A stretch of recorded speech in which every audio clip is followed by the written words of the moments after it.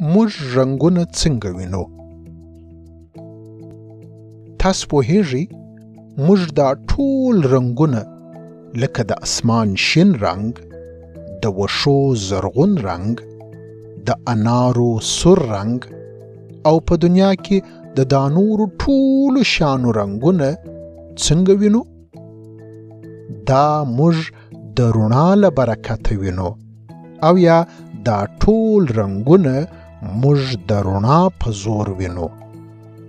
تاسو به نو وایاست چې دا خو بیخي عادي خبره ده. نه، دونه عادي خبره هم نه ده. تاسو خبر یاست چې رڼا د شنې و زرغونې له رنګونو څخه جوړه ده؟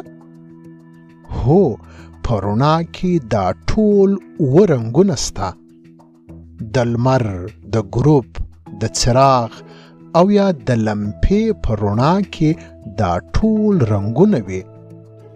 کله چې رڼا پر یو شي ولویږي نو د رڼا ځینې رنګونه په نوموړي شي کې جذب سي او ځینې رنګونه ځینې په هوا سي.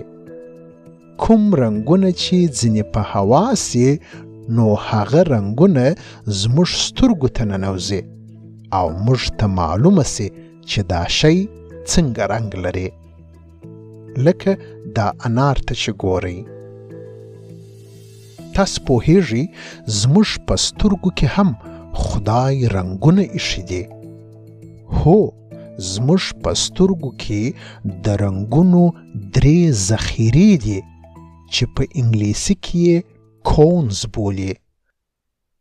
یوه ذخیره د سره رنګ ده، بله د زرغونه رنګ ده او درېیمه یې د شنه رنګ ده. کله چې د رڼا رنګونه زموږ سترګو ته ننوځي نو دا 3 ذخیرې موږ ته وایي چې کوم رنګ دی.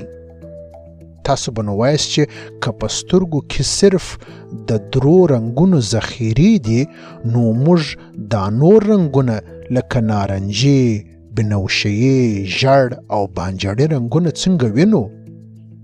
دا ډېره ښه پوښتنه ده.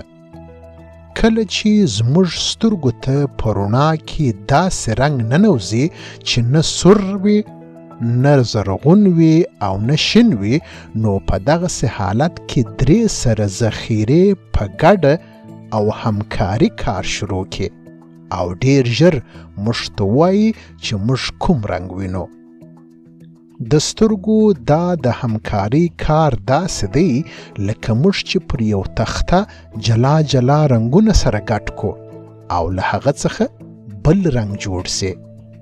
مثلا موږ که سور رنګ او زرغون رنګ سره ګډ کو نو له هغه څخه ژړ رنګ جوړیږي.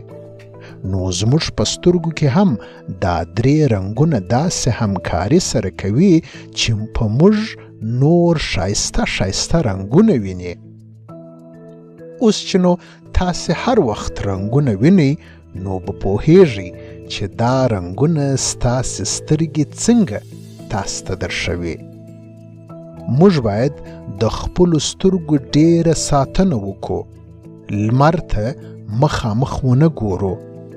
تلویزیون، کمپیوټر او ټلیفون ته ډېر نږدې او مسلسل ډېر ونه ګورو. او که مو سترګې کمزوره وي نو عینکې کښېږدو. عینکې زموږ سترګې له نورې کمزورۍ څخه ساتي.